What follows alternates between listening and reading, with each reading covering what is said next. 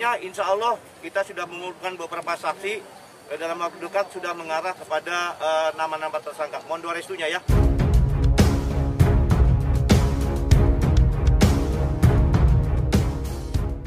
Mungkinkah ini, saksi-saksi yang dibayar oleh Indra Zainal, Mulyana dan juga Yosef? Sudah memasuki bulan keempat kasus pembunuhan ibu dan anak di Subang belum juga diumumkan. Sudah 55 saksi diperiksa, salah satunya tukang surabi yang ternyata mengetahui keberadaan Mimin dan Yosef ketika tanggal 18 Agustus tahun 2021 atau hari di mana Amel dan Tuti korban pembunuhan ibu dan anak di Subang dieksekusi.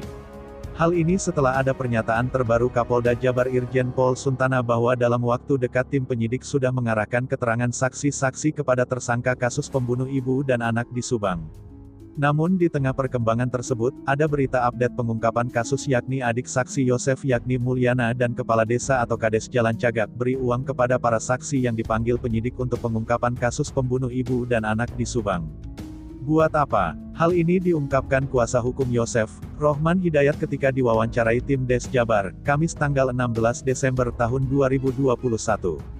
Saya mendapatkan informasi dari Pak Yosef bahwa ada 4 orang hari ini Kamis tanggal 16 Desember tahun 2021 diperiksa di Polda Jabar, salah satunya adalah tukang surabi, ungkap kuasa hukum Yosef Subang. Keempat saksi yang dipanggil pada Kamis tanggal 16 Desember tahun 2021, salah satunya tukang surabi. Tukang surabi bernama Bu Encar itu dipanggil sebagai saksi bersama 3 orang lainnya diketahui yang orang sedang mengantri pada saat itu membeli surabi bersama Yosef. Keempat orang saksi ini dimintai keterangan terkait keberadaan Yosef pada saat kejadian pembunuhan Subang pada tanggal 18 Agustus tahun 2021. Dikatakan Rohman Hidayat pada pagi hari itu, Yosef membeli surabi di dekat rumah Bu Mimin, saat itu antri bersama 3 orang lain yang sama membeli surabi. Setelah membeli surabi, Yosef berniat untuk pulang ke rumah tempat kejadian perkara TKP, pembunuhan Subang di Jalan Cagak untuk mengambil stick golf.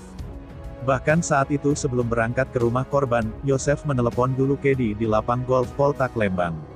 Nah, saksi tukang surabi itu menjelaskan bahwa memang saat itu Yosef berada di rumah Bu Mimin dan pagi harinya membeli surabi, ujar Rohman Hidayat.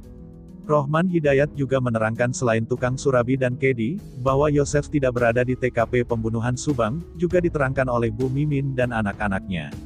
Semuanya menyatakan bahwa Yosef saat pembunuhan terjadi berada di rumah Bu Mimin, kata Rohman.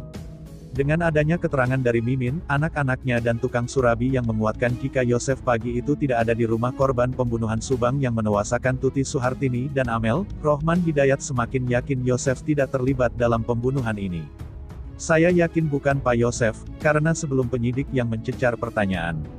Saya memastikan dulu kepada Yosef dan saat itu bersumpah di bawah Al-Quran dan Yosef menyatakan tidak terlibat dalam kasus pembunuhan tersebut, katanya.